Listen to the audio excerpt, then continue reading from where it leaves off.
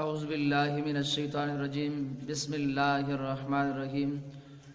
الصلاۃ والسلام علیک یا سیدنا یا رسول اللہ وعلی آلک وصحبک یا سیدنا یا حبیب اللہ۔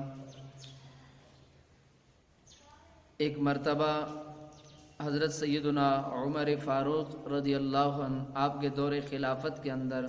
ایک پہاڑ کی غار سے اچانک آگ کے شعلے بلند ہوئے تو اس نے ارد گرد کی جگہ کو اپنی لپیٹ میں لے لیا، تو لوگ سب دربار خلافت میں حاضر ہو گئے سیدنا عمر فاروق رضی اللہ عنہ سے فریاد کرنے کے لیے، آپ پر، آپ کی عظمت پر قربان جاؤں، بڑے جلیل القدر صحابی اور ایسے ہوتے ہیں حکمران کہ رعایا پہنچی کہ ہمیں اس آگ سے چھٹکارا چاہیے، تو آپ نے حضرت تمیم داری کو اپنی چادر عطا کی اور فرمایا کہ جاؤ میری یہ چادر لے کر آگ کے پاس جاؤ۔ اور حضرت تمیم داری فرماتے جب میں وہ چادر لے کر جو ہی آگ کے قریب بڑھتا گیا، آگ کے قریب ہوتا گیا تو وہ آگ پیچھے ہٹتی رہی، اور جو ہی میں اس کے اور قریب ہوتا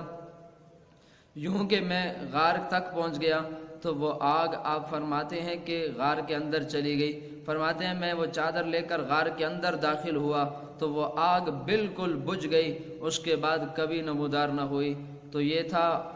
حضور علیہ السلام کے غلاموں کی حکمرانی، یہ تھی مدینہ کی ریاست اور مدینہ کی ریاست کی برکتیں کہ وہ لوگ،